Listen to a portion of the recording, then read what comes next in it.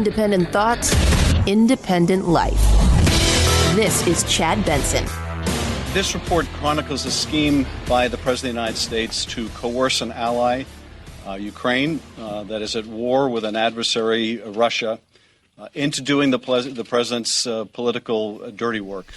That is Adam Schiff, for those of you guys who have no idea who that is. And, man, he released his bombshell report.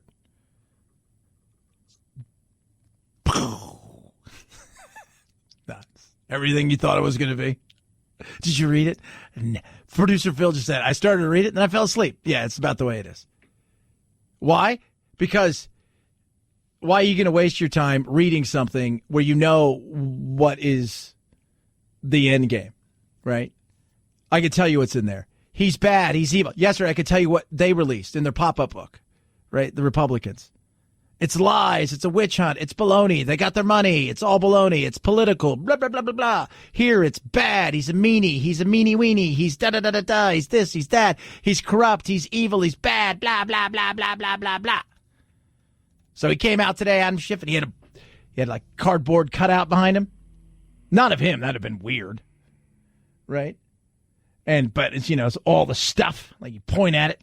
Dad, look at that. And that's what he did. And and over here he did this. And he's a bad person. Are we prepared to say that henceforth we must expect from this president and those who follow that there will be a certain amount of corruption in which the national security of the country will be compromised? I'm going to say this right now, right? I like what Trump did. I thought it was, look, the reality is he didn't even want an investigation. He wanted an announcement of an investigation. And luckily for him, in a lot of ways, the Ukrainians couldn't even do that.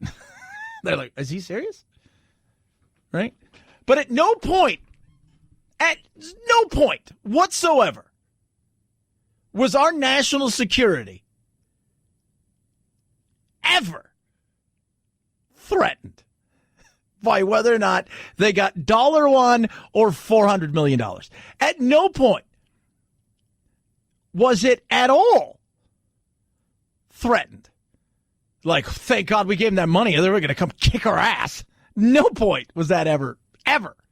Like, I could buy into it. I didn't like a lot of the stuff he did. It's uncomfortable. It's not what you know. It's what you can prove. We can go through all of those things, but at no point at all were we like, whew, if we didn't give them their money, we were really screwed, right? Like, we were done for. I'm just letting you guys know. Like, whoo! This is so stupid. So there it is. It's not over, though. There's lots of other stuff inside of here than just the Ukraine. This is about our democracy. This is about our national security. This is about whether the American people have a right to expect that the President of the United States is going to act in their interests, with their security in mind, and not for some illicit personal or political reason. And what about you or anybody else in politics? Did they act first and foremost people-wise? No. You know that, and I know that. It's not what you know in life, it's what you can prove. And the reality is they're not going to get to a situation where there was such an evil smoking gun with Trump standing over Zelensky and he's choking him out. You better, Justin, you better do your Biden. Not going to happen. You don't have that. You have a lot of gray area, right? More black and white than anything else. You had a murder, but not really because we don't have the body or a murder weapon, but we have a motive, but we can't prove it just on motive alone, and there's the problem. So what do? Best bet is what this guy says. Lindsey Graham. Who am I to advise my Democratic colleagues about what to do? Censure would probably gain some bipartisan support. I don't know if it would or not. Censure would, or you could erasure. I'd rather do that.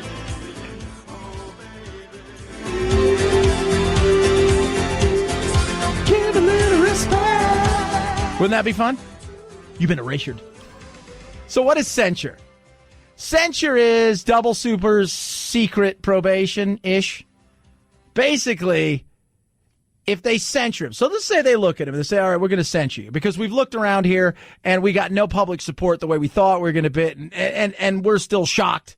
You know, we're shocked. You guys not seeing this, we're shocked. So they go, okay, so we're going to censure him.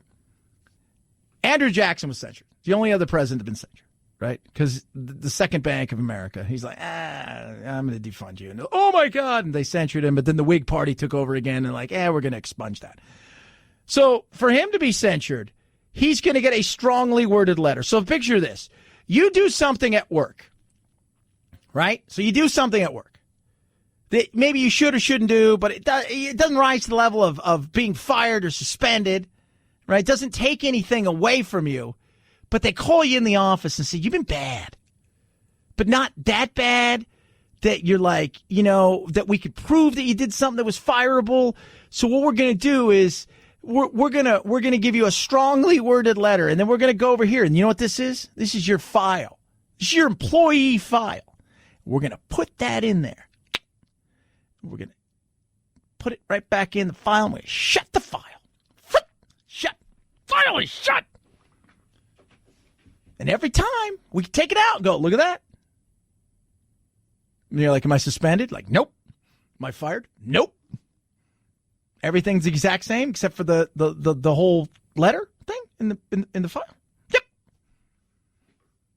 That's it. But what it does is it gets Nancy off the hook because they do something. Right? You reprimanded him. Right? So you've done something, you've reprimanded him. You don't go through the process of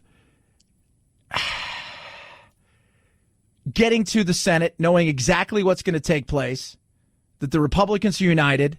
Now they can start, if you get there and you want to have a trial, well, guess what? Mitch McConnell can start dragging things out. He can make things extremely uncomfortable. He can call in Hunter Biden. He can call in Adam Schiff. Say, we'd like to know. What did you know about the whistleblower? What did you know about this? We've seen some of this. They start all of a sudden you're airing some other dirty laundry that maybe you don't want out there. And you're like, oh, man. Knowing what the end game's going to be. And, you know, Mitchie runs out the clock. Nancy is shrewd. She's calculating. She gets it. She's a politician first and a human second. She's going to eventually, I think, turn to Schiff and say, look, I gave you time. Hoping the public would jump. It's the 13th of December, right? Friday the 13th next week. It's not 70%. You're not getting any bipartisan support. You may have some people that will sign up for you did something wrong, but it doesn't rise to the level. Republicans that'll say, okay, we can censure him. But I gave you everything, and I can keep a censure here, and then we can move on from this quickly. Which is probably what they should do. But if you listen to Schiff, he's not letting this thing go. 323-538-2423 at Chad Benson Show. Here's your Twitter. Feel free to tweet at me for those of you not paying attention. Earlier today, Kamala Harris said, brr, brr. I've taken stock and I've looked at this from every angle. And over the last few days, I have come to one of the hardest decisions of my life. And that is, you're done. She's done. She dropped out today. And a lot goes into this, right? Look, I thought, first of all, you got to look at how this thing started to fall apart. A few months ago, a lot of them were running on fumes, money-wise. And they'd get a little bit of money, and they'd be able to survive a little bit longer, right? And they get a little bit of money, and they'd be able to survive a little bit longer. Over the weekend, stuff started to come out. She doesn't treat her staff very well. People not getting paid. Things like this started popping up here, there, and everywhere. Whoa. And you weren't winning. Right? You weren't winning. And when you start to see people jump ship like that and start saying things like that, what are they doing? They don't have a Senate seat to go back to. They've got to find another campaign to hook themselves onto. But when you're winning, you're willing to take it, right? When you're doing well, stuff stays in-house. Philadelphia Eagles. What's going on with them now? 2 years ago, they won the Super Bowl. It was all that in a bag of chips. Oh, my God, it's great. It's this, that. They're not winning right now. Stuff's coming out. Well, this group's over here and this group's over here, and they don't really like each other. And some people wish they get rid of Carson Wentz, and he thinks he's too good for everybody. And other people want Nick Foles back, who was just benched for the mustache. I mean, all this stuff's going on. When you're winning, that stuff can stay in-house, right? When you're doing well. That stuff, like AB, crazy Antonio Brown, and all of the stuff that happened with Pittsburgh. When they're winning, you still don't hear about it. When it leaves and it finally breaks up, then it comes out. Winning cures all ills. She wasn't winning. She didn't have any money. She took stock. She looked around. She said, this isn't going to happen. This isn't. And she's young enough that this, for a lot of people, I think she thought her time was now. I will tell you this. I wouldn't if crazy Uncle Joe, who's now Grandpa Joe at this point in time, he's at the point where he's great-grandpa, but if he was to get the nomination, I wouldn't be surprised if he turns to her and says, would you be interested? 323-538-2423 at Chad Benson Show is your Twitter. Hope you're doing well. Today is that giving time. It's Giving Tuesday. Giving can be in cash. It can be a monetary donation, but it can also be volunteering. Dr. Uma Osili, an expert on economic development and philanthropy, says many retailers are going to be partnering with charities on this Giving Tuesday, as are payment platforms like PayPal. You designate a charity that you're going to donate to, and PayPal provides a match up to, on Giving Tuesdays, about $600,000. Because she says, while to give is divine, getting a little something back, well, that's even better. Yeah, that's good. You have a chance to give. Make sure you're not getting scammed, right? Like we give here, we give to Wounded Paw because they take care of us. Wounded Paw, .org. Check them out. What they do is amazing. But find something that's out there and don't be scammed, because I know a lot of people want to give it. It's a wonderful thing to give, and we should give more than just on the Tuesday after Cyber Monday and Black Friday. But it is a cool thing. 323-538-2423 at Chad Benson Show is your Twitter. Feel free to tweet at me, my pillow. So you're looking around, a lot of stuff to give to people, right? A lot of gifts. Like, what are the gifts that I should be giving to people? I'll tell you this right now. My Pillow is one of those things where you look and you say, this is awesome, right? And it's a gift that does give like the whole year, because sleeping is amazing. I'll say this. I was up so early yesterday, right? Because I get excited. I love coming to work. And, oh, my Lord, did I pass out last night. I got at home and I just flopped on my bed, and it was just the most amazing thing. My Pillow's incredible. They got the 2-for-1 going on right now. You buy one, you get one free, so it's a great way for you to say to yourself, Self, I'm going to give and get. Yeah, give and get. How do you do that? Well, you buy one, you get one free. It's that simple. That's a win. It is a win. It is absolutely a win. Check it out. Go see all of the great discounts, and they got a ton of discounts. I'm talking a ton of discounts on the mattress toppers. They got towels. They got everything. So go to New Radio Listener Special, type in code Benson, and then start saving. And the buy one, get one free going on. Plus, get ready for this. Are you ready? 60-day money-back guarantee, 10-year warranty. Boom. MyPillow.com, promo code Benson. MyPillow.com, promo code Benson. Chad Benson Show.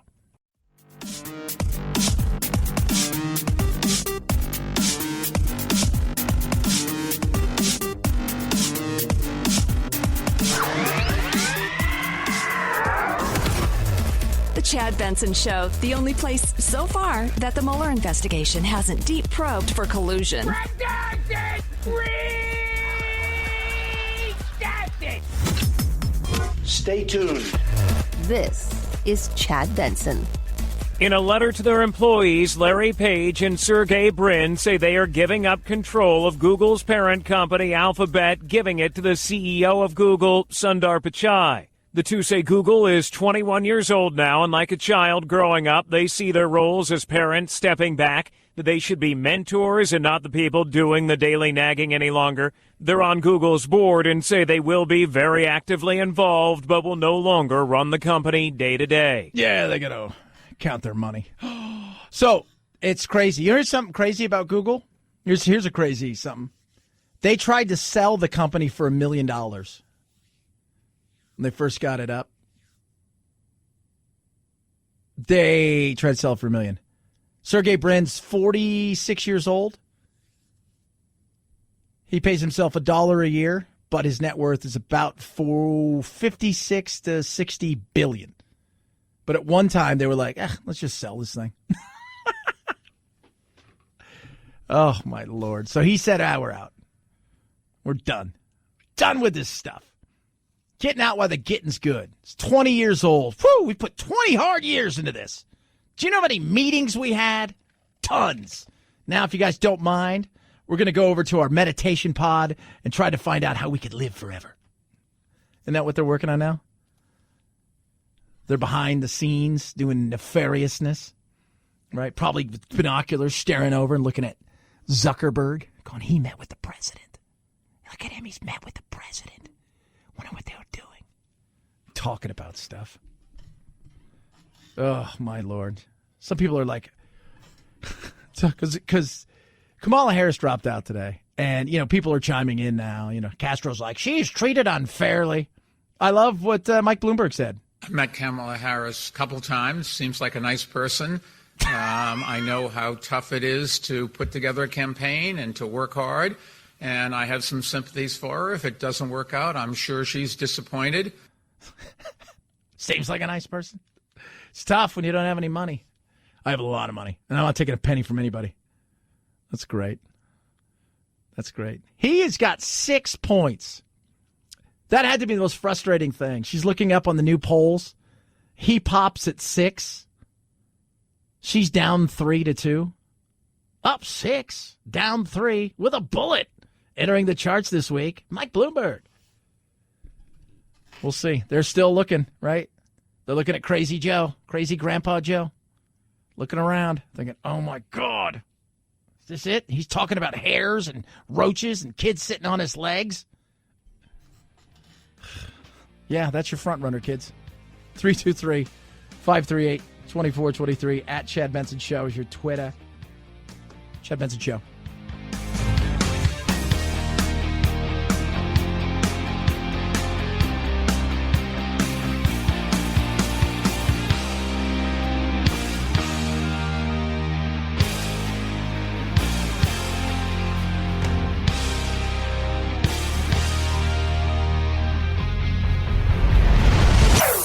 Chad Benson Show.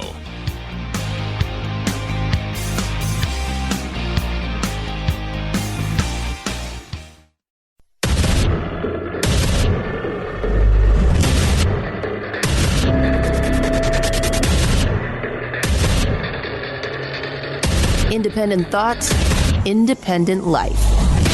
This is Chad Benson. This is interesting. So the guy who played, we were just talking about Aladdin. If you have like a VHS tape, like an original from the original 94 Aladdin, like remember VHS? For those kids who don't understand that, I explain these things to Jack. He's like, what's a tape machine, Dad? Because here's the thing, being a Gen Xer, again, we've seen it all. We remember when, and we create a lot of now. It's the beauty of the Gen X world. We're the smallest generation, but we do remember when, and we created now. And I think people need you to understand that. Okay, Boomer and Snowflake, settle down. I always like to explain to Jack, back in the day, right, we used to have to take a tape, and we put it in, and you get blank tapes, and you could record it. You could even set your VHS player to record at a certain time. You didn't have to be home. Oh, my God, it was sorcery. It's witchcraft. What kind of witchcraft is this? He was like, he still has no idea, right? Like, because he's only grown up in the streaming world, right? Like, digital everything. But $17,000 for one of those. $17,000. That's insane. It's nuts. But the guy who played Mena Massoud, who played the star in the new Aladdin movie, he's 28. He beat out 2,000 other actors. The movie's made $1 billion. And you know how many auditions he's gotten? 0 cents. 0. He's starring in a show called Reprisal on Hulu, but he booked that before this. He goes, I can't even get an audition. That's nuts. Wow, crazy. Crazy, friend. That's nuts. Speaking of nuts, Trump doing what Trump does, hanging out with Macron, right? Doing his thing over there in England, the NATO thing. And I heard that President Macron said NATO is brain dead. I think that's very insulting to a lot of different forces. You just can't go around making statements like that about NATO. It's very disrespectful. I like how he talked. First of all, he's insulted NATO 100 times. Secondly, and this always makes me laugh, it sounds like it's a human. What? Yeah, NATO. What are you doing in NATO? Huh? That's not cool. NATO's it's not cool. Right? It's not cool. But he, like everybody else, wants them to pay their fair share. And here's the snapshot of NATO, right? Right? Like we need, sometimes we need to do a snapshot of what this is all about. Mansplaining. It is a word that's used, patronising and condescending. I respect our differences and your right to say it in the way you want. White-splaining. You got some splaining to do. And Chad, you've got some Chad-splaining to do. All right, so we're going to Chad-splain NATO, all right? North Atlantic Treaty Organization. Came about 1949. We looked around and we said, all right, here's the deal. We defeated the Nazis with the help of the Reds. But the Reds want to spread their tentacles. The Soviets. So what we're going to do is we're going to set up a group here, right? A club. We're going to put a club together. Get a bunch of people together, right? A club, right? And we're going to put it all together. And what we're going to do is we want to make sure that this doesn't spread anywhere. So we're going to go to some of the people that we're going to ask to join the club and say, hey, guys, just letting you guys know, you want to be in the club? That's great. Can we lease some of your land? What? Yeah, we'll lease some of your land. Put some stuff over here. Make sure we'll help you guys out. We're going to pay for all this, but we're going to lease some of your land as a just in case something goes south so they don't start putting their tentacles everywhere. So if one of you gets attacked, we're all getting attacked. It's like it's a fight. It's on. And we're going to put some stuff over here as well. Right? So we're going to put some stuff over here. We're going to lease some land. It's a club. There's dues, but if you don't pay the dues, we're okay with that at this point in time. The big thing is we're a team, right? We're a club. We stand together. You attack one, you attack all. Right? We're a club. We're a club. And again, you got to throw some money into this thing. It's dues. We're not going to ask you for the dues always. Time goes by. Eventually, the red dread goes to hell in a handbasket. Everything falls apart. More people join NATO. And here we are. Right? So we were in the club. Right? Want to make sure that everybody in the club was good to go. They had their own little military, but we were kind of like the military behind them. So if the red dread decided to come and step on somebody's shoe and maybe bully them, that they had bullying everybody, including the big boy back here. Put some bases over. It'll be good. It'll be good. It's going to be good for you guys. You guys can take some of that other money and not have to worry about the red dread and, do all the cool stuff for education and healthcare and all this stuff. Oh, yeah, that'll be great. And don't worry, you're supposed to pay some dues, but don't worry. We're good.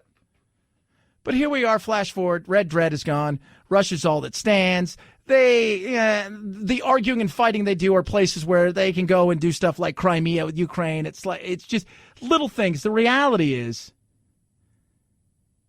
we're asking people now, look, here's the deal. Remember when we told you guys we're doing the club, we want you guys to pay, but maybe you guys didn't pay yours. Well, now we want you to pay your dues. Right? We want you to pay your dues. So, we're asking people to pay some of their dues. And some of them have been, and some of them haven't. But now if you're going to be in the club, we're asking people to pay your dues. Right? We're renting. We're all a team, the whole 9 yards. We've done a lot. Look at this. The red dread's gone, the whole 9 yards. We're good. So everybody pay your dues. Yeah, I totally get it. Oh, good job. Just lady. That's simple. Here we are now. We're looking for people to come and pay their dues. And there's there's one thing about Trump that drives me crazy, some of it, that he does, and I think we can all agree with that. At the same time, there's a lot of other issues that need to be addressed when it comes to NATO. Some people have risen to the level of trying to come on board and pay a little bit more, right? And some others, not so much. And the talk isn't just strictly about Europe and things like that. There was tension today, and it was a weird press conference because there's Trump and there's Macron, and they start talking about ISIS and Syria. And would you like some nice ISIS fighters? Look, I can give them to you. Look at the situation. You can take everyone you want. Let's be serious. Number one priority is to get rid of ISIS and the terrorist groups. This is our number one priority. But for me, the very first objective in the region is to finish war against ISIS. Don't make any mistake. Your number one problem are not the foreign fighters. This is the ISIS fighters in the region. And you have more and more of these fighters due to the situation today. This is why he's a great politician, because that was one of the greatest non-answers I've ever heard. It wasn't. It talked about tariffs and a bunch of other. It was just very interesting. But again, NATO still has some problems. And a lot of those problems have very little to do with us. I mean, yes, we want everybody to pay their dues. It's a membership. You got to pay your dues. But the reality is a lot of it is this country doesn't like that country. This country doesn't like that country. This country doesn't like any country, and they don't even like themselves. And there's just nobody trusts each other. The one thing they all had going for them back in the day is no matter how much they didn't like each other, trust each other, they didn't want that. Right? They didn't want that. And why NATO's still important is because of China, not Russia, or what could be the Soviet Union reforming. No. There's a worry. And we should. Really, it was kind of long and dormant. And then when the Korean War broke out, people were like, uh-oh. Well, here goes the Americans. We better figure something out. We're all part of the club. We did the heavy lifting for a long time. But there's a lot that goes into it. And there's a lot that goes into what's happening in China. I'll be honest with you. At some point in time, we're going to have to make some serious decisions on what we're going to do with China and how we approach it. And that includes our pocketbooks, because our love of cheap goods. And that also includes our businesses. China they got a plan. They know what they want. They know what they're trying to do. Last week, we pissed them off with the democracy Hong Kong bill. Now they said, hey, our Navy can't even go there and dock in Hong Kong. I mean, this is getting ugly. And it's a slow burn that is starting to burn brighter and hotter. But we got to make a decision sooner rather than later. We do. And one of the reasons Trump went after Brazil and Argentina when it comes to tariffs on aluminum and stuff like that is because what did China do? China went to Brazil and said, hey, we'll buy a bunch of your goods. And remember, when they're coming and asking questions like that and saying, hey, we're going to do this, this, and this, they're doing it because they have an ulterior motive. They want something. And when you get in bed with that, you got to understand this is what's happening.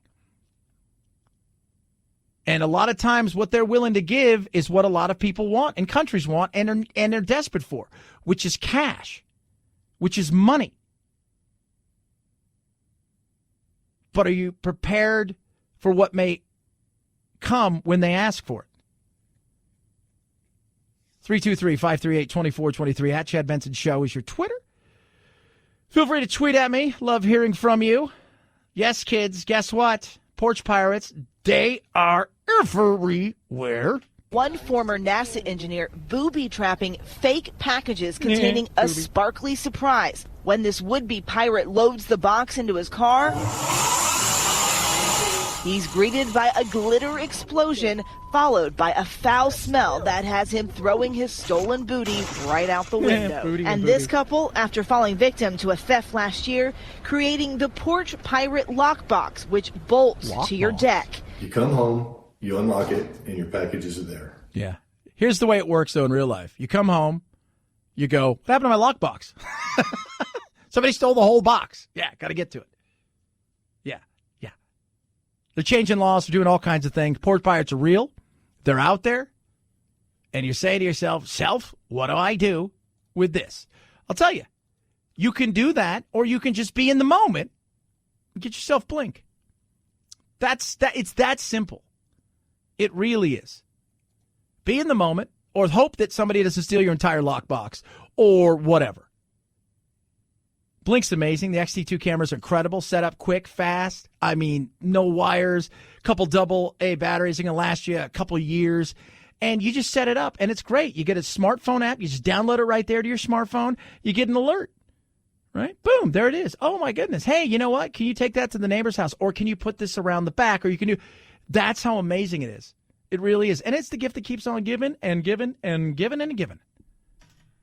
Love it. It's incredible. You're going to love it as well. There's no contracts or subscriptions.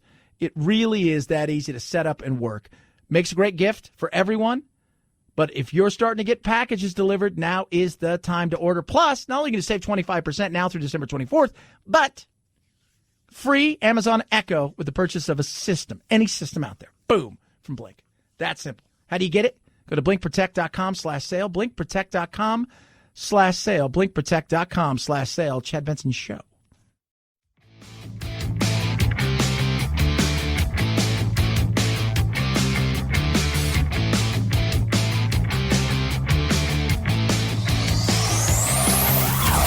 Check out our Chad Benson Show Facebook page where you can hang out or hang your grievances out to dry.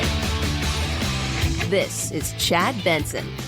What were we listening to this year and this decade? Riding on a horse. Lil Nas X's Old Town Road, featuring Billy Ray Cyrus, was the most streamed song of the year worldwide on Apple Music. So you're a tough guy. And the server says Billie Eilish's When We All Fall Asleep, Where Do We Go was the most streamed album. Shazam says Eilish's Bad Guy was the most Shazam song. Spotify says Post Malone was the most listened to artist, over 6.5 billion streams. And Spotify's most streamed artist of the decade? That title goes to Drake for the guys and Ariana Grande for the girls.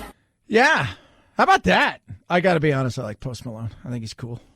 I like his music. He's got a new song, too, where he sings that is not any, like, he doesn't have any of the auto-tune and some of the other stuff in there. And he's got a voice, man. He's an interesting character. He really is. You're just thinking to yourself, oh, don't do anything stupid. Right? Like, so where we are in the world today. It's like, don't do anything stupid. So Casey Kasem. Hi, this is Casey Kasem. I've been dead for a while, since June of 2014. But if you guys don't know, all right, so he was married to Jean Kasem, right? Ginormous, like just huge. She's like 16 feet tall, right? Casey's a little fellow. And she was on Cheers and stuff like that. And it was a weird relationship where she, like, separated him kind of from the family, and I think they had a lot of falling out. And so she blamed them for his death, and they blamed her. They finally settled the wrongful death suit. The daughter's pissed, right? Carrie Kasem's upset because her other sister and brother, apparently, she said, look, they kind of forced us to settle. 4 years this thing's been going on. 4 years. He died of sepsis, UTI, and a staph infection. The children said, look, he was unattended. He had bed sores. It was made worse because of the children then were accused of trying to kill him, and they were cleared of any of that, and the authorities called it BS. But a guy who was like, I mean, the dude was the man. And that's the way that whole thing. Remember how long, like, he wasn't even in the ground forever? Remember that? And, like, she was, like, taking the highest bidder. Like, who wants Casey's body for all the money and you can make it a tourist attraction? This is Casey Kasem, and I'm still somewhere not in the ground. 323-538-2423. At Chad Benson Show is your Twitter. That wasn't very nice. I'm just saying, thank goodness it's over. It's done. All right? That's it. That's all I'm saying, okay?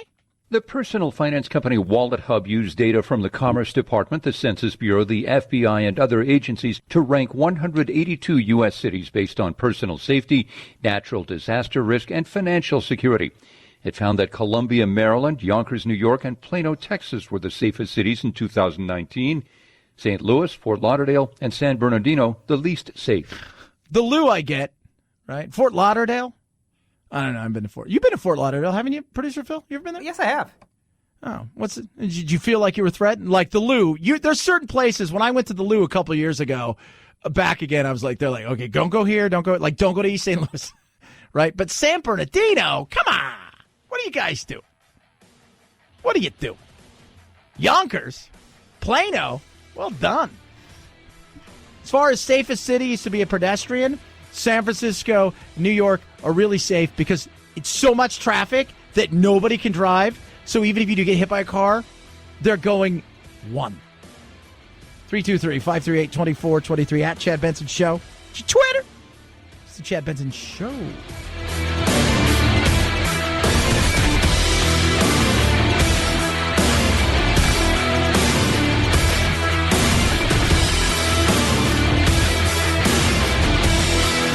This is the Chad Benson Show.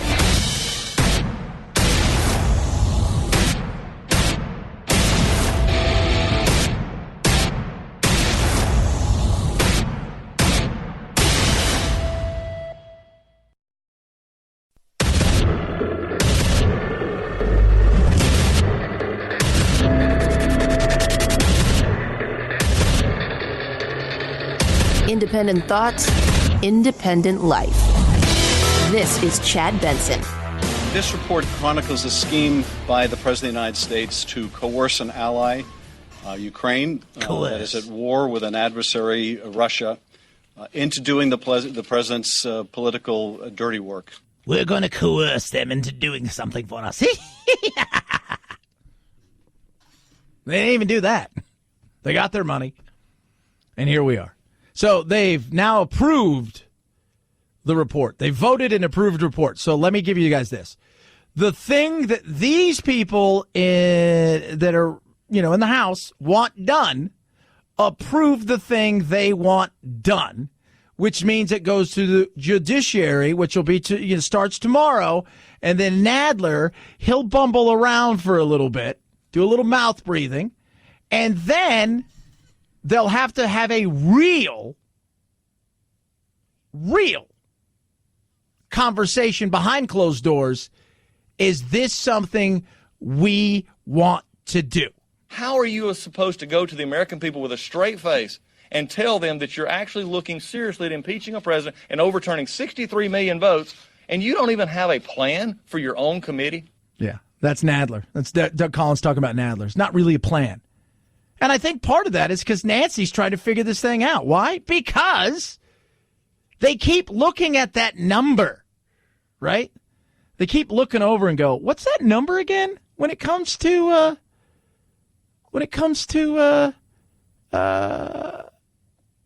impeachment and removal? A new CNN national poll shows support for impeachment holding steady, with 50% of Americans saying that President Trump should be impeached and removed from office. Impeach or remove is pretty much where it's been all along, at least over the last month. But I think when you dig down into the numbers, you see some interesting things. The men versus women gap. That gender gap is expanding. Now, 61% of women say that Trump should be impeached and removed from office. Just 40% of men say that. That is a huge, huge gap. Huge gap. Massive. Never seen anything like it. It's bigger than the biggest gap. But this is the thing. It doesn't matter. Their smart thing that they can do is look around and realize, all right, we're not going to win this. And we've got an election coming up. And we're going to have people that are going to be sitting on the sidelines. Mitch McConnell can drag this thing out. If he wants to, he can. You know it. I know it. So, at a minimum, we would probably go forward with the House presenting the case, the president's lawyers presenting the argument, and then a series of motions could be made if the Chief Justice handles it the way Chief Justice Rehnquist did, all of those would be submitted to the body and voted on. Just like the House has done what they think is right, and they've got his conviction and everything ready to roll, the Senate already has his acquittal. So what do? Censure. If you're them, you censure. Why? Because you get it on record. Mitch McConnell will control everything in the Senate. So it goes down there, right? And there's Mitch. Hi, everybody, it's me, Mitch. And what's Mitch do? We're going to bring Hunter Biden in and Adam Schiff. We want you to come in, and you over here to come in, and all of a sudden you start bringing people in that you were shielding. The Republicans didn't have opportunities to bring in, and it looks totally different.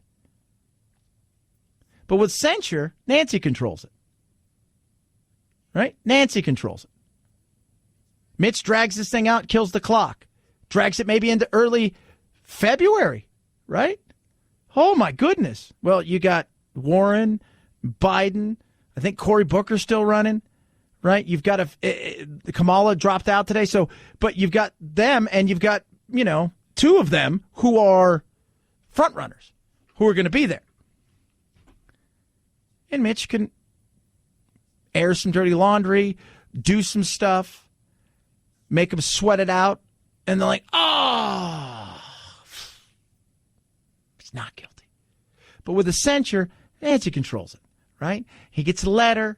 They all vote on it. Maybe they get some bipartisanship, right? Maybe, maybe not. Who am I to advise my Democratic colleagues about what to do? Censure would probably gain some bipartisan support. I don't know if it would or not. Yeah, it may do, may not.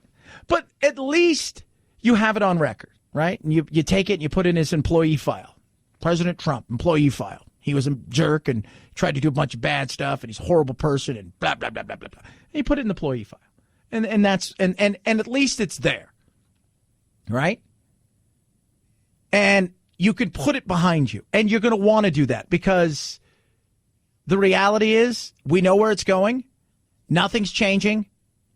And because of that, he's going to walk away essentially going, I did nothing wrong. They found me not guilty. I did nothing wrong. That's what Clinton did.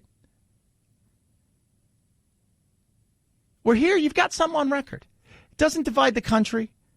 And you could focus on the things that you want to be focusing on, talking about the things that people in America care about and want to talk about. And you can put it behind you. The Democrats' view is now get it over and move on. They feel like they've made the case that they can make. They've grown frustrated about the inability to move public opinion, the inability to get any Republicans to go along. So the sense is they've got the votes. That's not really going to change. They need to get this process moving as quickly as possible. You'll see that in committee this week after the Intelligence Committee hands over documents to the Judiciary Committee. Yeah, but it's still, that's not moving anything. It isn't. At this point in time, it's not moving anything. And Adam Schiff isn't going to get that moved. He isn't. Right? And he comes out and he starts talking about other stuff. This is about our democracy. This is about our national security. This is about whether the American people have a right to expect that the President of the United States is going to act in their interests, with their security in mind, and not for some illicit personal or political reason. I'm not worried about our security, right? Let's be real. Most of you still couldn't find the Ukraine. Most of you have never been to the Ukraine. Most of you don't know who the president is and whether they got $1 or 400 million or 400 billion or 400 trillion or zip, zilch, nada. We're fine. I'm not worried about whether or not we're going to be attacked tomorrow by Ukrainians or the Russians sneaking in through the Ukraine to come. I'm not. But yeah, he's right about stuff. We need to worry about this. We need to make sure that, hey, you need to be above board. Do I think Trump's out for Trump? Yes. But do I think Adam Schiff's out for Adam Schiff? Absolutely. Do I think that they are party before people and they're themselves before party before people? 100%. Doesn't matter who it is. And that was true before Trump, and it'll be true after Trump.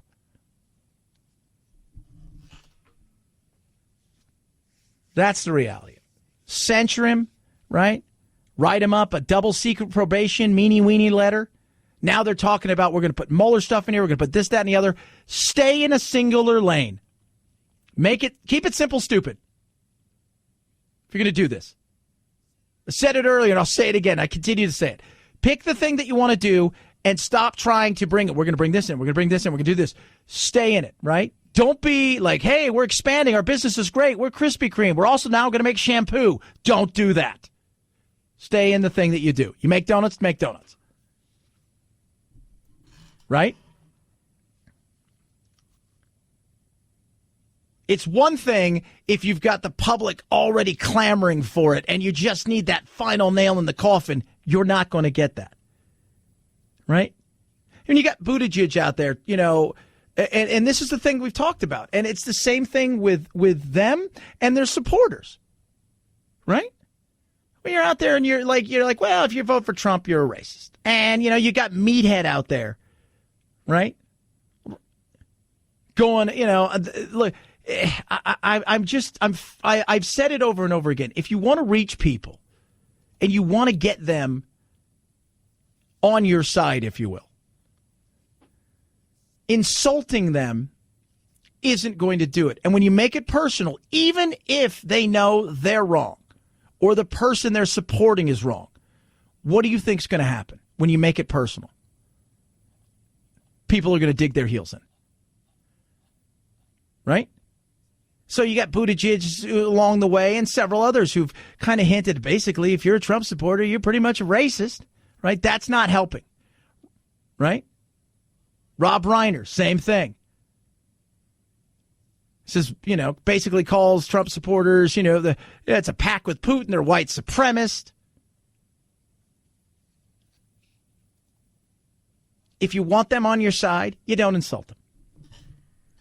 And hence the reason that they're digging in. And I want to see what takes place. Thursday night, CNN is going to give an hour to Nancy Pelosi. I got nothing else going on. So they're going to give her an hour. What are you going to do? Are you going to give an hour to her and it's going to be all about impeachment? Nancy probably wants to get some other things out there. She's got a race that's coming up. How's this going to work? Where are they going to go with this? But is she going to try to bridge the gap? Because what I hear in the battle, same thing with the Republicans. It's like Republicans with the black vote and a lot of they've not tried to bridge the gap. In so many ways, they both feel like they've given up and they're never going to reach the other side. So the best thing to do is to insult the other side.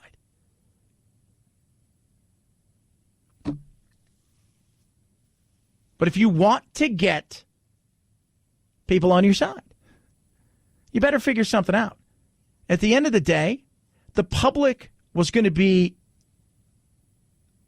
the jury. And you needed 65, 70% of the public. You had 50, but you had 50 from the night he was elected.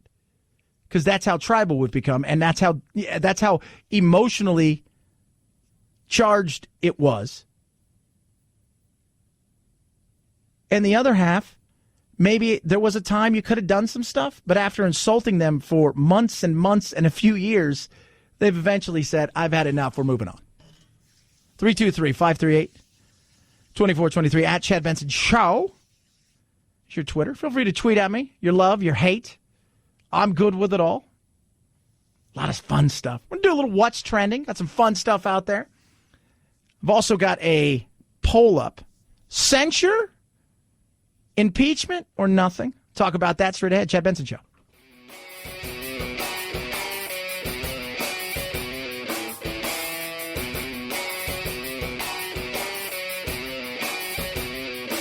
Being antisocial sucks. Hang with Chad's friends on Facebook, The Chad Benson Show. And if you just need some alone time, head on over to Twitter at Chad Benson Show. Either way, we can't wait to meet the real you. 5, 4, 3, 2, 1, 0, ignition, liftoff.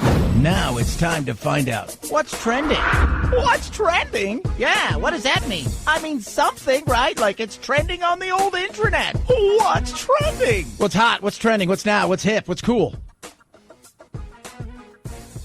Let's talk about that, shall we? On your mark, get set, go. Forbes 30 under 30 for 2020. I'm not on it because I'm not 30 or under. is on there. They've unveiled the list. And they're the usual suspects of entertainers and tech gurus, right? Some social justice activists. Democratic polls. Why? Well, while they're fighting over impeachment, what do people want to hear them talk about? Healthcare.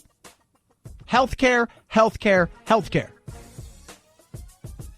And the Quinnipiac poll, new one, 36% say Medicare for all is good. 52% says, nope, bad idea. But they all want to talk about healthcare. Double what any other issue is that they want to see the Democrats talk about. Garth Brooks, his biography episode drew the most viewers. It's really interesting. They told him, hey, look, if you're going to do this whole thing, we're you know, right? You're going to do this big thing and you're going to go and put yourself out there. We need you to put yourself out there. Because you know how, he's very he quit music because he wanted to raise his kids, didn't want any of that stuff. So he had to let everybody in, and A&E, it drew big. Black Widow, trailer dropped today. Doesn't do anything for me. And Kamala Harris, big time trending on both Google and Twitter. On top of that, Nunez, if you guys haven't seen him, and they've got phone records of him and Les Parnes talking and all kinds of stuff like that. But does it mean anything? No, it doesn't. Still doesn't mean anything. And on top of that, yes, kids, primaries, so white. Now that Kamala Harris has dropped out, the primaries are extra, extra white. I don't know if, you've got Castro, you've got Booker. And that's it, right? Is Castro and Booker still in it? I don't, at this point in time. I mean, you look at the numbers, and it's a whooping as far as, there is a drop-off, right? Undecided has more than, Tom Steyer and Amy Klobuchar and Castro and Booker and even Kamala Harris, who dropped. I mean, that's where it is.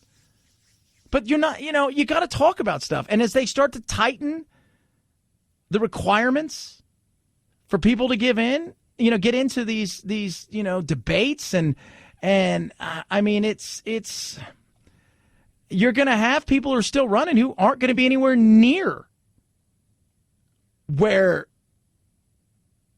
they have a chance, right? Tom Steyer apparently is in to the next debate. I don't know how he got in there. Two other candidates are on the precipice of qualifying, Tulsi and Andrew Yang. They each need one more poll to qualify. But you're at 4%, right? So there's right now there's only 6 candidates that are going to be in the next debate. Five is really you could look and say, okay, maybe Tulsi. Bloomberg is doing his own thing. And I think he's just going to go and focus and try to win without getting out there and debating, at least early on, until it's maybe down to the final 2 or 3. But if you're not talking about the things that people want to hear, right? I mean, you could talk about, this is great theater, these things, oh my God, look at all this stuff that's going on. It's great theater, but for the everyday average person, they want to know about healthcare costs. They want to know about the economy. They want to know about things like that. 323-538-2423 at Chad Benson Show is your Twitter. We have a poll up today. Censure, which is you've been reprimanded, or impeachment. Impeachment 20%, censure 12%. He did nothing wrong 63%, 5% undecided. Take the poll at Chad Benson Show. It's the Chad Benson Show.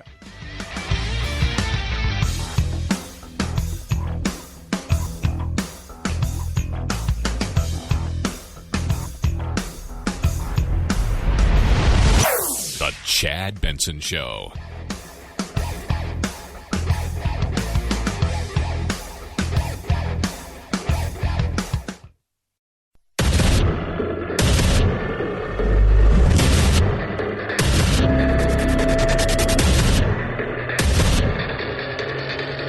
Independent thoughts, independent life. This is Chad Benson. What to do If you're the Republicans, you're laughing right now. For the Democrats, you're going, what are we going to do?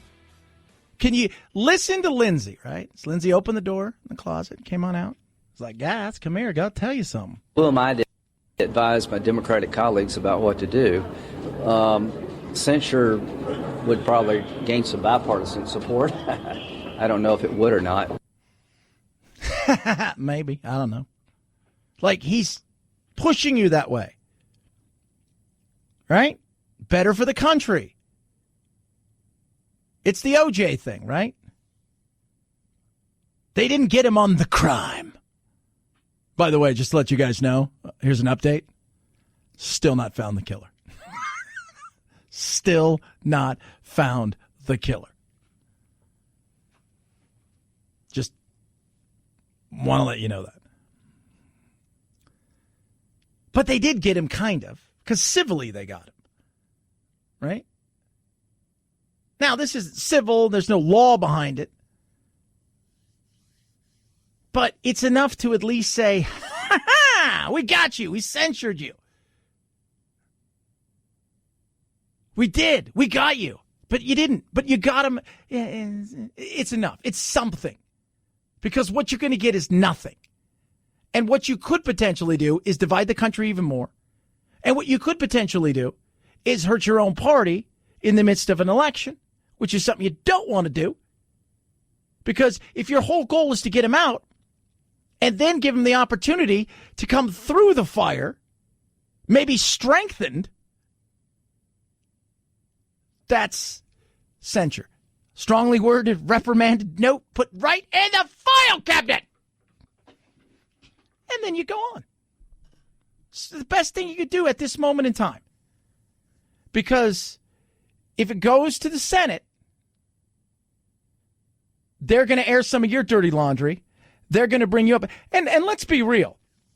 I joke about Adam Schiff, but they drag him up there. They're going to make somewhat of an example of him. They're going to find out, hey, we got to ask some serious questions, right? We got to grandstand. We got to do our thing. And that spotlight burns bright. And he's going to say, ooh. So, right, they're going to bring in Hunter Biden, do a lot. It's just maybe it's best to say, look, we did the best we could. It's a push at this point in time as far as getting any bipartisan. That's not going to happen. We're going to stay 50-50. So we're just going to call it. It is what it is. Tie goes to the runner in this occasion. That's him. But we know we got you. Right? We got you. You know in your heart, we got you. And that's why we're putting this letter in here. 323-538-2423. At Chad Benson Show is your Twitter. Feel free to tweet at us. Elizabeth Warren is running for president. Would have to sit there through all the Senate trials. Something else she wants to do. So here's my goal. My goal is to get elected and then to be the last American president elected by the Electoral College. I want the second term to be that I got elected by direct vote. I'm ready. Popular vote. I just think this is how a democracy should work. Call me old-fashioned, but I think the person who gets the most votes should win. We're a democratic republic, right? That's what we are. Democracy, republic, democracy, democratic republic. What are we this? Are we that? We're a republic, right? Right? Does she understand? Right? So everybody's supposed to get, quote unquote, the equal say, which it does, but it's about being represented. Because if that's what's going to happen, then what you really will have is a massive culture change and shift it'll be New York and LA that runs everything. And I don't know if all of the country wants that. Right? All of the country doesn't want that. So that's what you're going for. And it's about protecting the minority group, if you will, from being completely unrepresented. So imagine essentially New York, Los Angeles, right, or the West Coast, East Coast, Northeast, run everything. That's the fear. Now, we've got states, which will help too, but, we'll see where that goes, because once you want to get rid of some of these things, you want to get rid of some state rights too. There's a fear factor in a lot of those things. So I understand. I mean, it would be nice for a lot of people out there, somebody in California who's a Republican would like to go, well, at least my vote counts for something. Maybe, potentially one day. Right? Maybe a Democrat in a place like Texas might say the same thing. At least my vote finally gets to count for something. But you do that. You really representing people in Iowa who you maybe don't think all that much of anyways? Right? People in the middle of the country? I think there's something you think we have a divide now? That would be, I think, even a bigger divide. Culturally, in the battle and the tribalism, the craziness that may come from that would be huge. 323-538-2423 at Chad Benson Show is your Twitter. Feel free to tweet at me. Trump hanging out with Macron. Talking about stuff. Would you like some nice ISIS fighters? Look, I can give them to you. Look at the situation. You can take everyone you want. Let's be serious. Number one priority is to get rid of ISIS and the terrorist groups. This is our number one priority. But for me, the very first objective in the region is to finish war against ISIS. Don't make any mistake. Your number one problem are not the foreign fighters. This is the ISIS fighters in the region. And you have more and more of these fighters due to the situation today. This is why he's a great politician, because that was one of the greatest non-answers I've ever heard. Yeah, it was very awkward, right? He's there, Trump, and talking about NATO and doing what Trump does and talking about the French economy. You have a very high unemployment rate in France. France is not doing well economically at all. They're starting to tax other people's products, so therefore we go and tax them. It's just taking place right now on technology, and we're doing their wines and everything else. Yeah, and on top of that, it's also a push in the NATO world. Do some of the stuff you're supposed to be doing, right? Like, how about there's some stuff out there you should be doing, like a lot of people in NATO. You guys got to catch up, pay a little bit, right? It's dues. These are dues. We're just asking for dues. That's it. We're not even asking you to pay the same dues we're paying, but we are asking you for dues. And for a while, we'll let you skate. We're not going to let you do that anymore. And it's so, Trump he's Trump, right? He enjoys this. Now, should he do it? Shouldn't he do it? That's a question. He's going to be himself. And I think everybody understands that at this point in time, he's going to be himself. The one thing that we've talked about for a long time is who's in that White House that will contradict him, give him a different point of view, but do it in such a way that he'll pay attention and listen. Doesn't mean he's going to follow it. When I was in the White House, the initial team, we were not bashful. It was a group that was willing to tell the president what he needed to know, whether he wanted to hear it or not. None of us are there anymore. So I am concerned that the atmosphere in the White House is no longer conducive, or no one has the personality to stand up and tell the president what he doesn't want to hear. Yeah. That's Gary Cohn, chief economic advisor. He was with Trump in 2017 and 18. And you need that. Trump needs that. Like maybe, and look, there's certain times you want somebody who's going to go out and who is going to say something that is unpopular or that is uncomfortable or, and the problem with somebody like Trump is very much like a comedian, right? You tell a comic not to do something. That's tough, right? That is, especially like a big comic, right?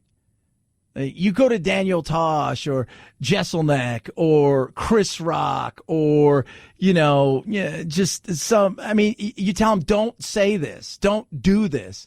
They're going to find it tough not to, right? I was, Jeselnik, if you guys never seen him, he's hilarious.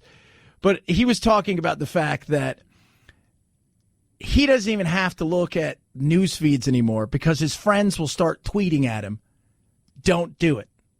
So he knows something's happened. Who's there for Trump? That's really got his ear. I mean, for a lot of people thought, well, Ivanka can do that. Like, Ivanka's got the power where she can go, Dad, this is stupid. Melania, to a certain extent, but not really. I don't think she gets that too deep into the day-to-day. Quite frankly, I think she hates all of it. I don't think she wanted any part of him being president. I don't think she wanted any part. She's like, look, we made a deal. I didn't care you slept with porn stars and other people. You gave me a kid. Our life is wonderful. None of that stuff was supposed to come out, but I didn't sign up for a lot of this crap. And I think that they battle it out on a few things where she's probably gone and said, you know what? No, stop it. With immigration, a few of the other things where she's kind of parted ways. But outside of it, I don't think she wants it. I think a lot of people thought Ivanka's going to be that person where she's going to, Dad, stop it. This is ridiculous. But even at that point in time, Trump's mouth is faster than his filter. And even though he may want to stick to a script in a certain time, in a certain area, at a certain thing, he's like a fat kid looking at cake and he hasn't eaten in a week and nobody's around. And he knows he's not supposed to touch that cake. But it's too late. Chad. 323-538-2423 at Chad Benson Show is your Twitter. It is Giving Tuesday, but Facebook, PayPal, and eBay are among the online giants kicking in matching funds or donations on this Giving Tuesday. But Steve Burness with the Better Business Bureau says don't feel pressured into donating to a group today. Legitimate charities will want your money today. They're going to want it tomorrow. They're going to want it next week. It's the scammers that really have to worry about it. The ones that say on-the-spot donation, you got to pay now. Oh, we need it now in order to do something. Websites like Charity Navigator, Charity Watch, and the BBB Wise Giving Alliance can tell you more about nonprofit organizations, including how the money is spent. Which is important. Absolutely important. And giving's awesome. And you give in a lot of different ways. You can give in time, right? I think that's totally underestimated. And it's great for you. You can give the gift of whatever it is. And it's a good thing. And we should do it all year long. Not just, be reminded, hey, Giving Tuesday. It's funny, I told somebody that, it's Giving Tuesday. We can talk about that on the radio. And he goes, it's also Travel Deal Tuesday. And I'm like, yeah, there's always something. And giving all year is awesome. That's why I work with an organization where I talk to them. I know what's going on. And they're called Wounded Paw, right? They understand about, hey, people are worried about, well, if I'm giving to something real. No, you're giving to an amazing organization. It's very real. Talk to them, see them, understand what they're doing, and see the results. And what they do is they rescue dogs that were shelter dogs. They identify dogs. Have people do that. And, hey, got a great dog for you. And this dog will be perfect. And then they get them to our veterans, our first responders, and our family. Imagine the veterans coming home, whether they're suffering with physical or mental trauma and stress, our first responders and their families, and what those animals will do for them, and what those people do for the animals. It's incredible. Wounded Paw is absolutely amazing. Their motto is to save a paw is to save a life. They're looking for your help through donation. Check it out for yourself. Go do your due diligence. You will not be disappointed. Now's the time if you're going to give. Take a look. Not just Giving Tuesday, Giving Wednesday, giving because it's the right thing to do and because it's something you want to do. You can donate today. Turn your extra car, truck, RV, even a boat into a vehicle for change. They also take cash. Check them out, woundedpawproject.org, woundedpawproject.org, or call 844-678-4PAW, 844-678-4729. See the work they're doing. I think you'll be amazed. It's the Chad Benson Show.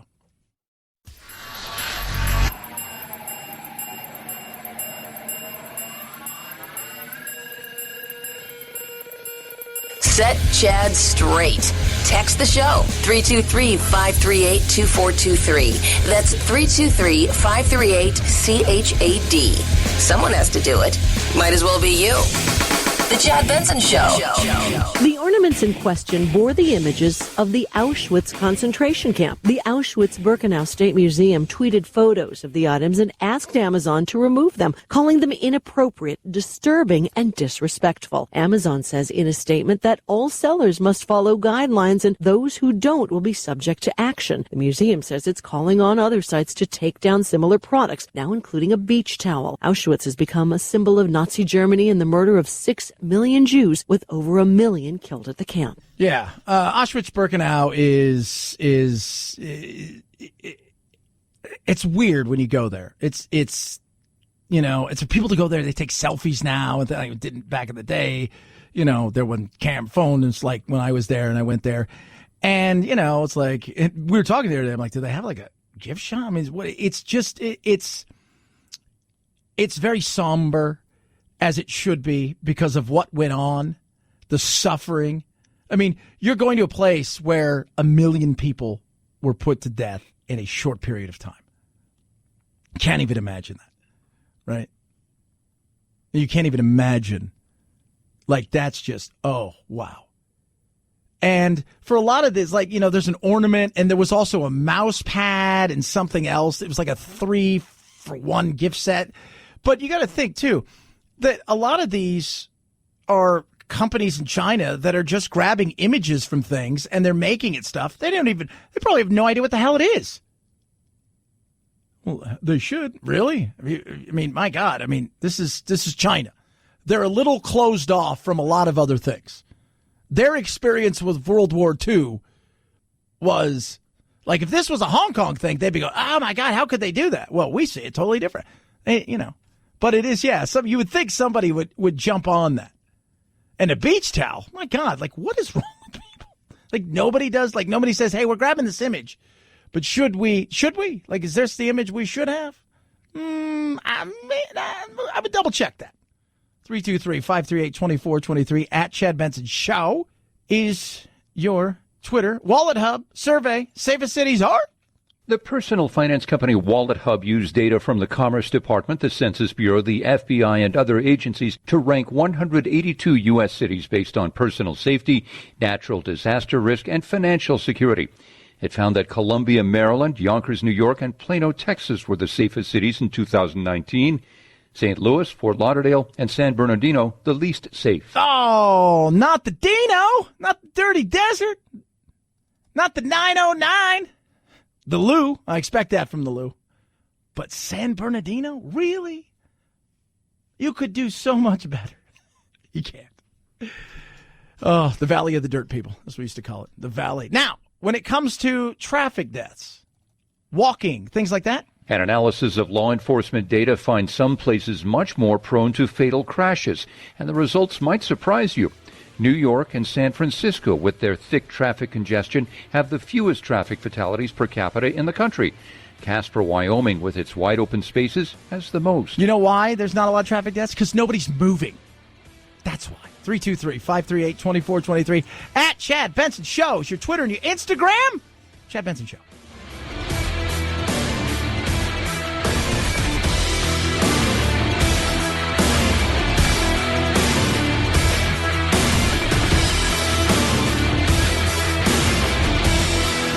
This is the Chad Benson Show.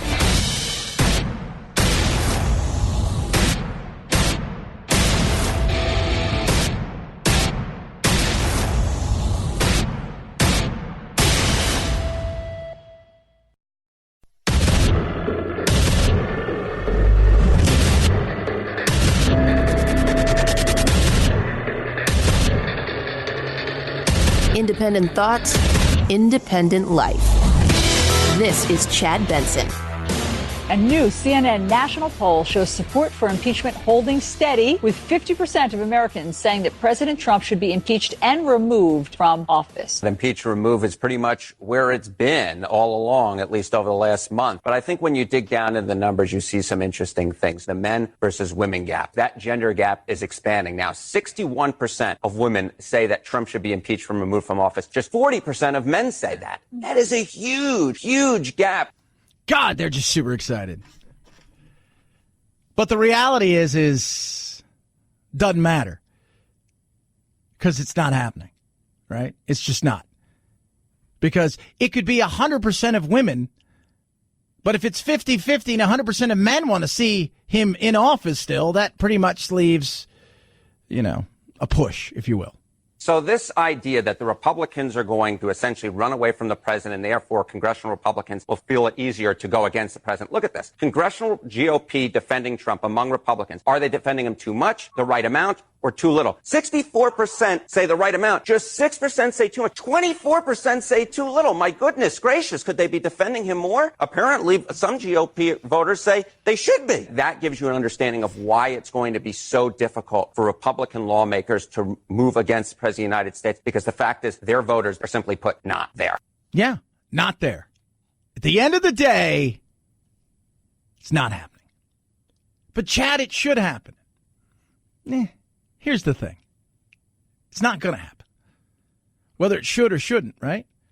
The reality is it's not going to. I live in the what is capable, what is possible, what is the reality of today. And their best bet and their smart bet, not just short term, but long term for their candidates, is censure. Censure leaves everything in Nancy's hands. Here's the thing about Nancy. I've talked to, in the last 3 weeks, 5 Republican congresspeople and a senator. Both. I mean, but 2 of them were women. Both the women and the 3 men who were congresspeople all said the same thing to me, right? They all said, you will never meet somebody more shrewd, more understanding, more knowledgeable, more political than her. She's looking around. I wouldn't have been surprised if she took Adam Schiff and said, look, here's the deal. I'm going to get behind you on this. I'm going to. But we're going to set a date eventually of when this has to be done, because I've got to think about the party as a whole. I got to think about the country. It's not just about you and all. There's got to be an end game here. And you're going to have X amount of people on your side in the public that want to see him gone, or we're going to have to do something else. Because my ass and everybody else is in the balance. And the last thing, because she's probably saying, look, we can't sink the entire ship to save your want to get rid of him. So what? Well, she probably said, hey, here's the deal, Adam. I'm going to call you Adam. I'm not going to call you Shifty Shift. You got to the 13th of January. By then, it'll be in judicial. We're gonna look at all of this stuff. Now that we know where everything's going, you're done. You're going to write your report. You're going to send it to them. You got to the 13th of December. So that's Friday the 13th. If we don't have a mass of support sitting there in the public, and we've got several Republicans, we're going to move to censure. Because if this thing goes to Mitch McConnell, he's going to drag it out and make it really uncomfortable for the senators who are running for president. He's going to bring in you, Adam. He's going to bring in Hunter Biden.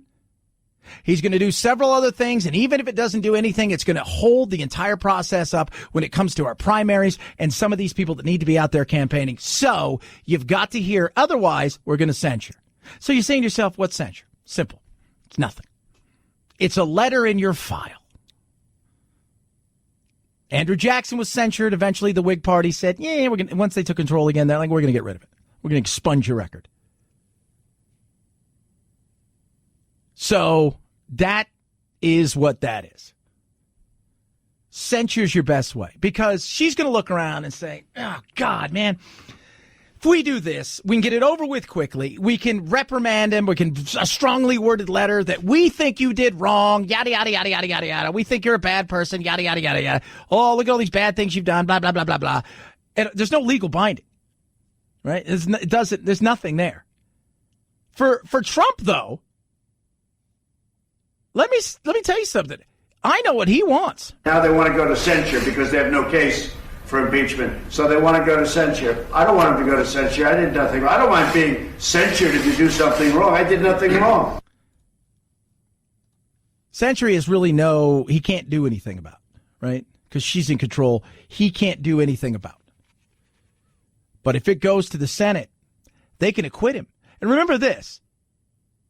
While he was impeached, it went to the Senate. Clinton, the minute he was found essentially not guilty, he was running around saying, look, I'm acquitted. I didn't do anything wrong. I'm acquitted. I didn't do anything wrong.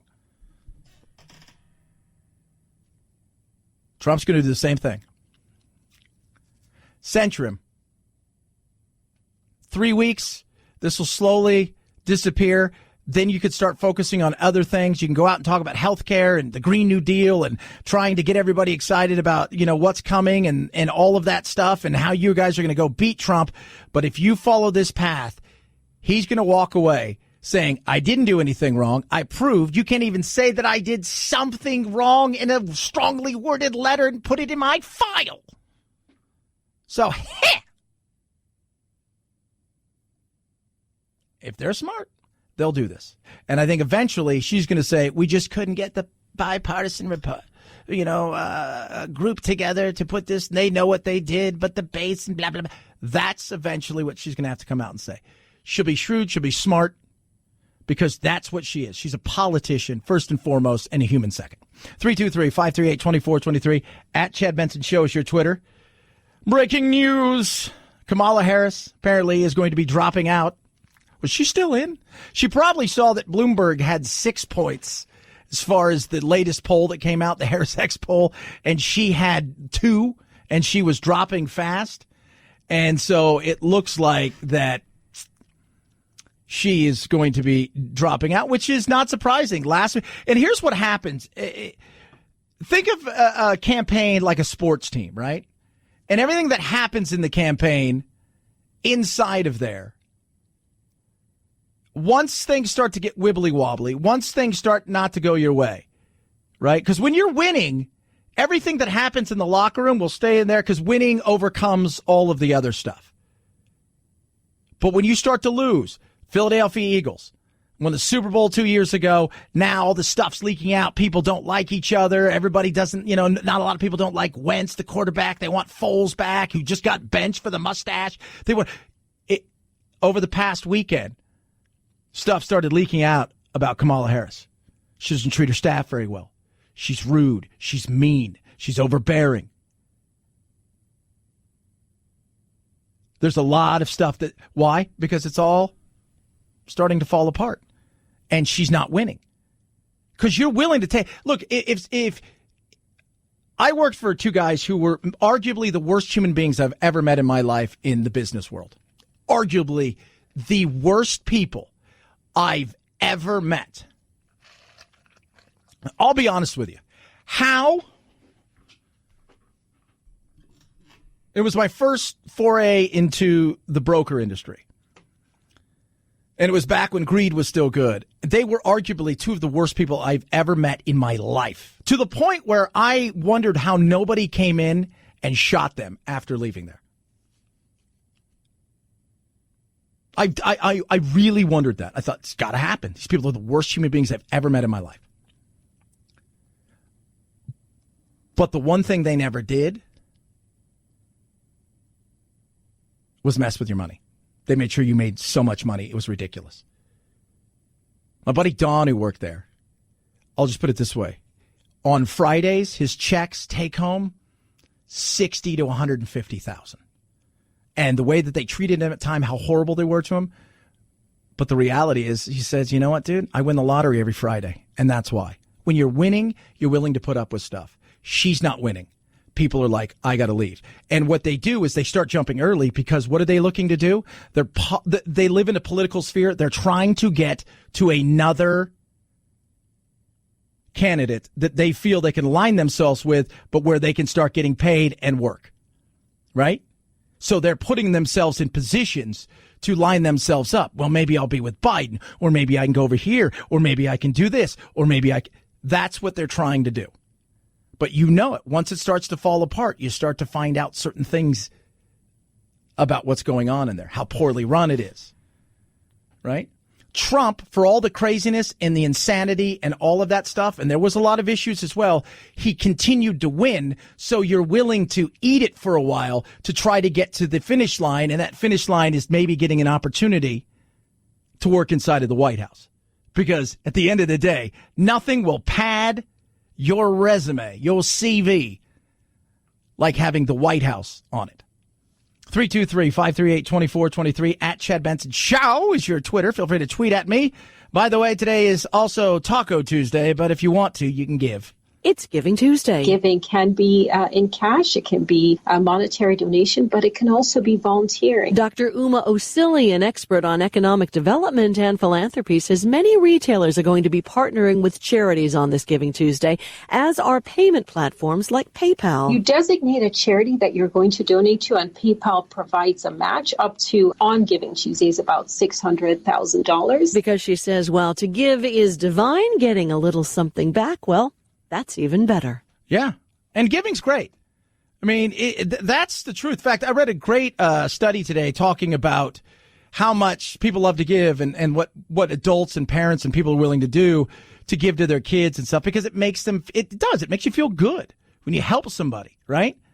Like, it's, in a weird way, this is weird, a little selfishy at times, right? Because you get something out of it, and it's kind of weird that you're like, oh my God, that felt amazing that I did something like that. Yesterday we talked about that lady who got the car from the customers at Denny's, right? She was walking like 25 miles a day, and they bought her a car. They just sat at her table, talked to her for a little while, and went and got her a car, understanding her circumstances. I'm sure it made them feel great, and they wanted to stay anonymous, but there's a certain sense to that.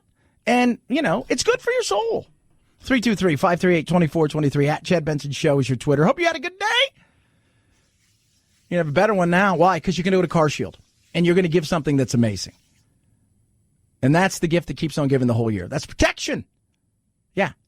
CarShield has affordable protection plans that can save you thousands in covered repair, including electronics, GPS, all of this stuff.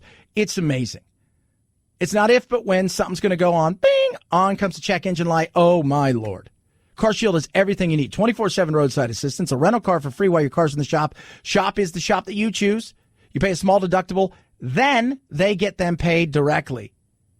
1 million customers so far. CarShield has helped, and they're ready to help you. Get covered today. Give the gift that keeps on giving the whole year. Go to carshield.com. Use my code Benson. Better yet, call them. 800-CAR-6000. 800-CAR-6000. Mention code Benson. When you do, it saves you 10%. They have all kinds of plans to fit your budget, to fit what you're looking for, the car that you have. Check them out. carshield.com. Code Benson. Deductible may apply. Chad Benson Show.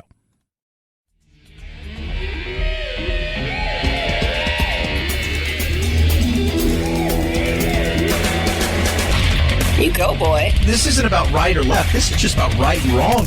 Right you are, Chad. The Chad Benson Show. And I heard that President Macron said NATO is brain dead. I think that's very insulting to a lot of different forces. You just can't go around making statements like that about NATO. It's very disrespectful. Oh, you bag on NATO all the time. Actually, not so much NATO. You made a lot of fun of the people who don't pay their fair share. And if you didn't see, Trump is, he made the entire situation completely awkward with President Macron. And it was interesting to watch. They disagreed on ISIS and a few other things. And, Trump's saying, yeah, you know what? These countries are going to pay their fair share. We're going to, they're going to have to be dealt with. And I'm good with that. Look, back in the day, NATO was an amazing thing because, and here's the way it really worked. I'm telling everybody how it worked. We essentially rented property. We had like a land lease deal with a lot of countries who also didn't like the big red scourge in the Soviet Union. And we said, hey, can we rent some of your properties? And in return, we'll kind of protect your ass. And we'll put ourselves together. We'll call ourselves a club, NATO. And you guys all get to be a part of it. And when one gets attacked, we all get attacked. Now, yeah, it's a great idea. But things have changed. The big red scourge isn't what it is. Russia's still not the greatest thing in the world, but China's the new evil. And so what we're doing is things have changed, but we're still there. And now that all of that is said and done, look, we did what we said we were going to do. We protected you guys. You guys didn't really have to spend a ton of money on military, but you're supposed to, you got dues. You got to throw some money in. You got a little dues. And for a while, we let it slide, right? A bunch of the old guys who were running the club let it slide. I'm not going to. You're going to have to pay your fair share. And some countries don't want to. So, and Trump likes to come at people in many different ways. And I think that's basically what, Trump does. Do I like it all the time? No. In saying that, do I understand some of this? Absolutely. Would you like some nice ISIS fighters? Look, I can give them to you. Look at the situation. You can take everyone you want. Let's be serious. The very large number of fighters you have on the ground. Let me be serious. Maybe not all the ISIS fighters. No. Which ones do you want? Right? I got a bunch. We got a big group of them over here. You take it as many as you want. They fought about a lot of stuff today. And that's what Trump does. That's why a lot of people do like Trump, right? For all of the craziness and nastiness, I understand where he's coming from when it comes to NATO and China and trade there. I get it. I do. Dow's down big today. Why? Well, he came out and said, you know what? We may not fix this trade deal with China up until, 2020. Past the election, maybe 2021. Who knows? Love and hate. Hate some of it, love some of it. 323-538-2423 at Chad Benson Show is your Twitter. Chad Benson Show.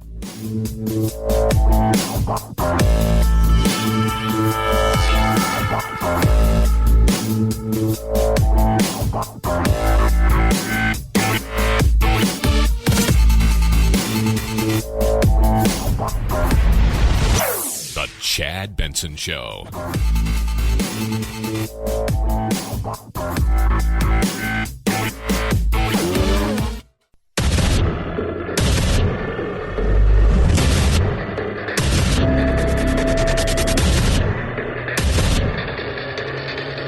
Independent thoughts, independent life.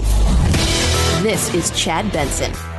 Kamala Harris peaked early on in the first Democratic debate, taking on Joe Biden, and her numbers went up. You were wrong to oppose busing in America. But since then, her campaign had a hard time focusing on a message. She ran out of money to do much advertising, and there were high-profile reports of disarray in her campaign. On Tuesday, she canceled a high-profile New York fundraiser before telling her staff she would not be continuing on. Recent polling had her in 6th place in the Democratic race.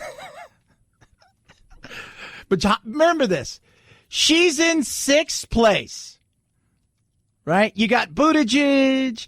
You've got,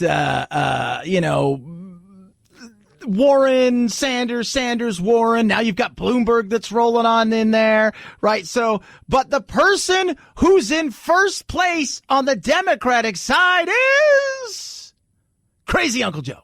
And to get hot, I got hairy legs that turn blonde in the sun. And the kids used to come up and reach in the pool and rub my leg down so it was straight, and then watch the hair come back up again. They'd look at it. So I learned about roaches. I learned about kids jumping on my lap. And I've loved kids jumping on my lap. He's in first. Who's in second? A broom. It's awful. It's not very nice, Chad. It's just the reality of it, kids. It is just the reality of it. 323-538-2423 at Chad Benson Show is your Twitter. Feel free to tweet at me. That is, and here's the thing, right? It's not sexism and it wasn't racism like Kamala Harris didn't do very well. The reality is very much like Hillary Clinton. She's not very likable, right? African Americans weren't big fans of hers, right? She's running around talking about how she's going on, Charlemagne the God, talking about how she smokes weed and this, that, and the other, and she's listening to all these stuff, and at the same time, she's prosecuting people for smoking weed, in particular, people of color, right? You're like, oh, yeah. Then on the other side of things, she just was very much like Hillary. She's like that person you go to give a hug to, or maybe a handshake. It's all kind of awkward. Like, do you have human emotions? She was a little bit better than Hillary, but not a ton. And that, in a lot of ways, was her big issue. Now, would I be surprised if Uncle Joe got the nomination and he turned to her, and they may have already had this conversation?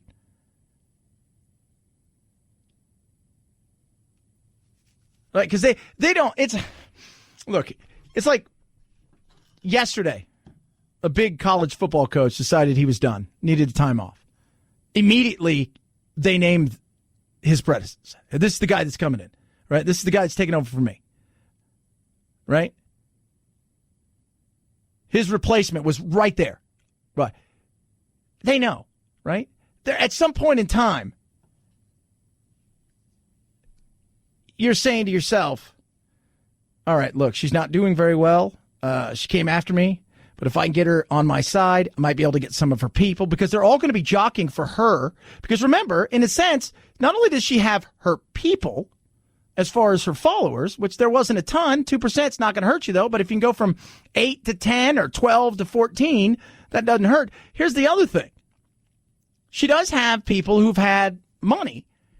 And just because she's not raising money doesn't mean they don't have money. They just weren't going to throw away good money after what they see now is bad money.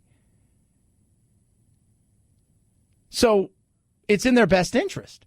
And they've probably spoken to her. And they've probably spoken to people in her camp saying, "What, your people come on over here." Right? And not all of them are going to do it. Not all of them are going to, but they're all jockeying. Remember, they're not senators going back to their cush jobs. These are people that are now, they're free agents, and they're looking all over the place going, I'm going to try to hook on with Buttigieg or Biden. And so would it surprise me if Biden's already said to her, look, we get through this, throw your support behind me. You're the person we're going to be looking at the top of the list to be my running mate. That wouldn't surprise me. 323-538-2423 at Chad Benson Show is your Twitter.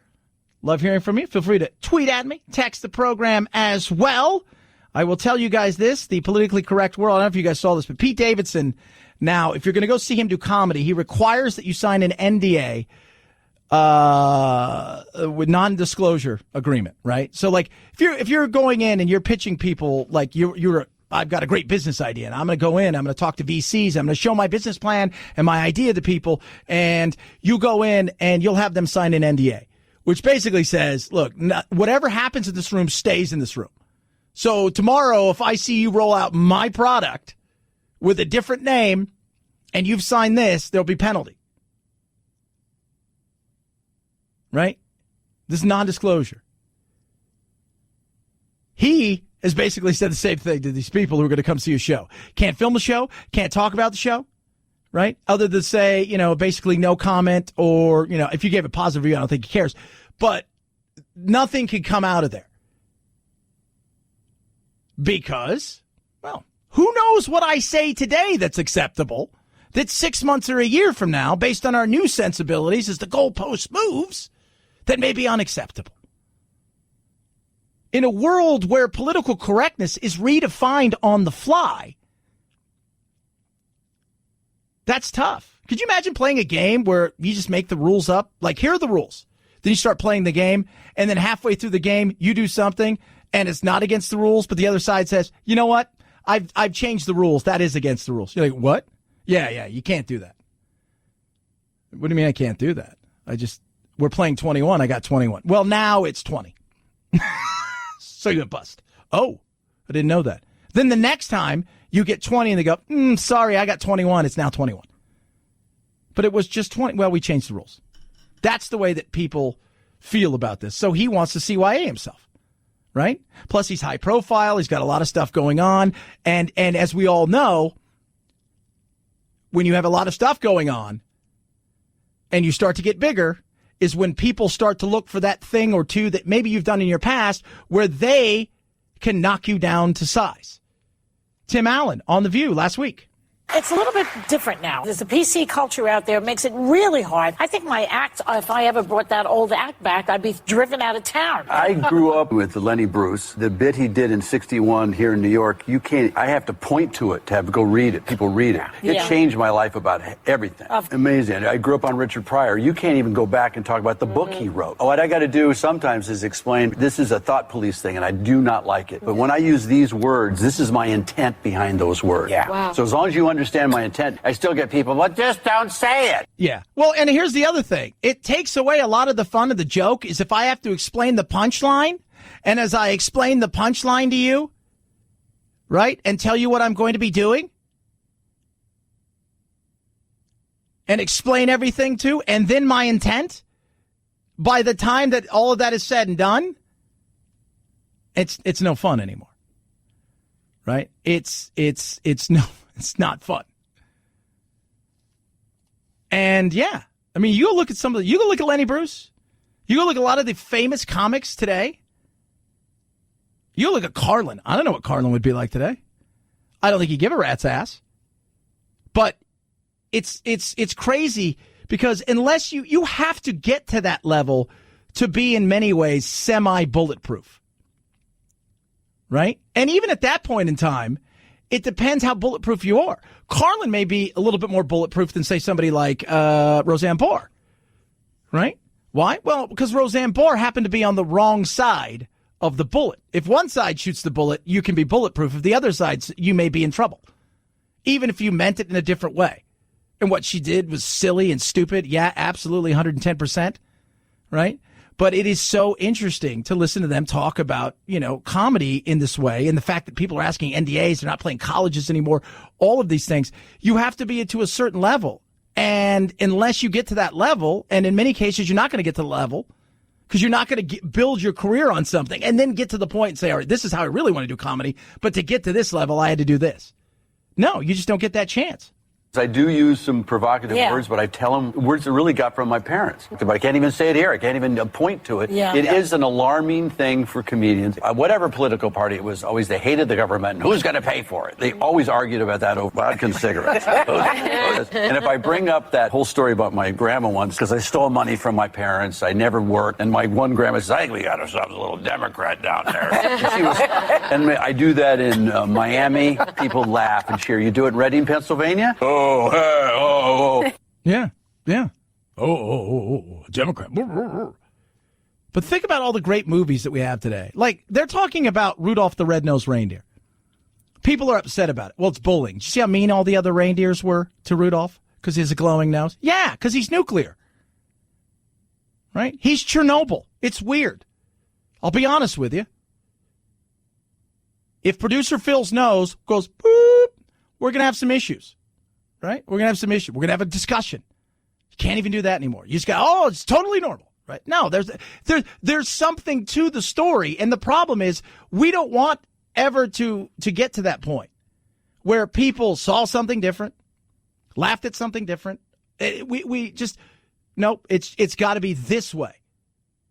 I'm sitting there reading these comments about Rudolph, and I'm thinking to myself, are you guys not understanding about this? The fact is Rudolph was frustrated, right? Didn't think he had a place. Said, screw it, I'm going to do my own thing. But then there was a need. And he had an opportunity to fill that niche need. Right? We're not going to need you on clear nights, but this is the night we're going to need you. People are scared of you. You're different. They overcame that. Not anymore. We want everybody just to accept everything all the time, no questions asked, without any human emotions. So when I do the political stuff, it's a little bit more, and I don't really do political stuff. It's more of a perspective. But I said words do matter, but I said Lenny said they didn't, and it was 61. Yeah. Wow. Even if you go watch the movie Blazing Saddles. Oh, my God, forget it. You can't even watch that without looking around in your own room. You're going to get arrested. Yeah, that's true. Totally. How many of you out there, be honest, how many of you out there watch something or hear something and in your own mind, you're even censoring something that you enjoy and you find funny because you think somebody else may not find funny, even if they're not there. You've thought policed yourself. Words do matter, especially if you can control the words, because eventually you'll control a lot of the thought. 323-538-2423 at Chad Benson Show is your Twitter. Feel free to tweet at me. By the way, great study out by LG Electronics. Get ready for this, kids. Soak this up. You know how many hours the average person watches TV in a lifetime? Over 78,000 hours. Soak it up. That's a lot. That's a lot. On average, and this just isn't television, like it's Netflix, it's everything else, streaming the whole 9 yards, about 3 hours plus a day. for an adult. Yeah. 323-538-2423 at Chad Benson Show is your Twitter. Raycons, love them. Absolutely love them. My favorite's the E25. Best one yet. Best earbuds in the world. Producer Phil sent me something today. These earbuds cost just a little bit more than the straps you can buy to protect your other earbuds that are so expensive that aren't as good. Yeah, that's how insane the prices are for those compared to these. And the E25s are awesome, dependable, comfortable, stylish, discreet. 6 hours of playtime, seamless Bluetooth pairing, more bass, more compact design, noise isolating fit. So whether you're making phone calls, some music, whatever you're doing, it rocks. Brandy, J.R. Smith, athletes, celebrities, they've all tried them. That's what Ray J did. He sent them out and said, you guys try these things. Let me know. They're obsessed with them. You will be too. Now's your time to see what the hype's all about. Plus, save 15% off your order. Go to buyraycon.com/Chad. Buyraycon.com/Chad. Buyraycon.com/Chad. Chad Benson Show.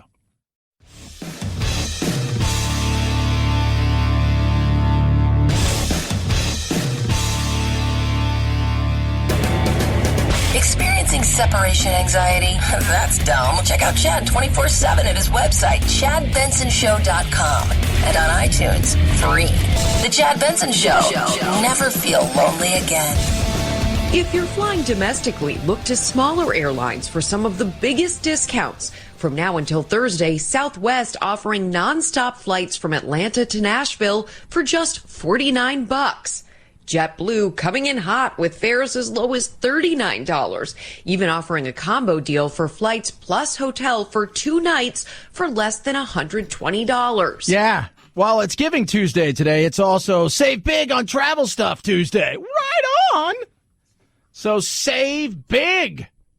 Are you saving big? Should be saving big. If you're traveling somewhere, this is the time to save big. I'm just letting you guys know. 323-538-2423 at Chad Benson Show is your Twitter. Feel free to tweet at me. We've got lots of new words of the year. We've got yet another new word of the year. For Dictionary.com, existential is the word of the year, with awareness coming in the wake of devastating wildfires, destructive hurricanes, mass murder, and pop culture references. Senior research editor John Kelly says the data speaks to a sense of grappling with our survival, literally and figuratively. For Oxford Dictionaries, climate emergency is the word of the year. The company says the usage is evidence of mood or preoccupations of the passing year. Yes. What's it really mean? Essentially, you're concerned with existence, right? Your existence. Human existence. Oh, I'm concerned. And now that the world is coming to an end on a daily basis, even though it's the best time in history to be alive, well, you know, that is what it is, right? But this is what's going on. The world's coming to an end, and there's nothing we can do. We could try, right? We can try our hardest, right? We stand at a critical juncture in our collective efforts to limit dangerous global heating. But when Count Dracula tells you, you got to listen. Right? You've got to listen. I mean, listen to this. Do we really want to be remembered as the generation that buried its head in the sand, that fiddled while the planet burned? Nope. Don't want to be that. Do you guys want to be that? Don't want to be that. Are you sure? Because it's Dracula. It's not very nice. Gutierrez is more than that. He's the UN secretary. Well, that's exactly what Dracula would do. If I'm you ever watch any vampire movies today? What do? They all become high-powered something or others in politics, right? And if you're going to do something like that, being in charge of the UN is exactly what you do. We just have to hold meetings at night and or indoors. That's all we have to do. 323-538-2423 at Chad Benson Show is your Twitter. Existential. Climate emergency. Okay, boomer. That's another one. It's not really a word, but, you know, it's 2 words. But that can also be part of it because the boomers screwed everything up, which gave us a climate emergency, which is why we're so existential. Oh, yeah, I could see that. Chad Benson Show.